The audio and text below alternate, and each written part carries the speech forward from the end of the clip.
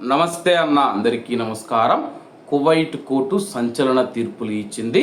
వివరాల్లోకి వెళితే కువైట్ దేశ భద్రతా విభాగం మరియు తీవ్ర నేరాల కోర్టు పలు అభియోగాలపైన 12 మంది నిందితులు ఉన్న వివిధ కేసులలో తన యొక్క తీర్పులను జారీ చేసింది. కోర్టు 7 మందికి జైలు శిక్ష విధించగా 2 నిందితులకు జరిమానా మరియు మరో 3 నిర్దోషులుగా విడుదల చేసింది.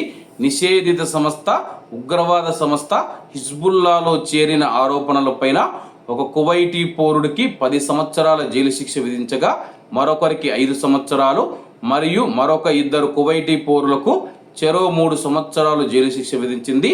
మత విద్వేషాలు రెచ్చగొట్టిన ఆరోపణలకు సంబంధించి ఒక పౌరుడికి 5 సంవత్సరాలు, ఒక మహిళా పౌరురాలికి 3 సంవత్సరాల జైలు శిక్ష విధించడంతో పాటు మరొక కువైటీ పౌరుడికి 1000 దినార్ల బెయిల్ పైన శిక్ష విధించకుండా ఆదేశాలు జారీ చేసింది. మరొక కేసులో తప్పుడు వార్తలు వ్యాప్తి చేసిన ఆరోపణలపైన ఒక కువైటీ పౌరుడికి 3 సంవత్సరాలు జైలు శిక్ష విధించగా 2 కువైటీ పౌరులను నిర్దోషులుగా విడుదల చేసింది. తప్పుడు వార్తలు వ్యాప్తి చేసినందుకు మరొక కువైటీ పౌరుడికి 3000 దినార్ల పూచీకత్తుతో బెయిల్ అయితే ఇవ్వడం జరిగిందనమాట.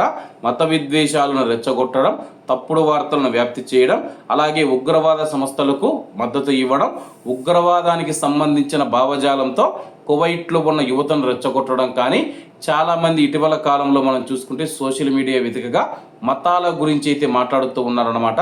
మా మతం గొప్పది, మీ మతం ఇట్ట, అలా ఇలా అని చెప్పేసి కొట్టుకుంటూ సోషల్ మీడియాలో అయితే పోస్టులు పెడుతూ ఉన్నారు. వీటిని మినిస్ట్రీ ఆఫ్ ఇంటీరియర్ క్షుణ్ణంగా పరిశీలిస్తూ ఉంది. మీరు ఏ రోజు పట్టుబడితే ఆ రోజే మీకు చివరి రోజు అని చెప్పేసి అధికారులు హెచ్చరిస్తూ ఉన్నారు. కాబట్టి కువైట్లో ఉన్న మన భారతీయులు ఇటువంటి మత విద్వేషాల జోలికి కానీ లేకపోతే ఏదైనా కువైట్ దేశానికి వ్యతిరేకంగా చేస్తూ ఉన్న కార్యకలాపాల పట్ల చాలా జాగ్రత్తగా ఉండాలని కోరుకుంటూ అందరూ బాగుండాలి, అందులో మనం ఉండాలి. అందరికీ నమస్తే అన్న, జై హింద్.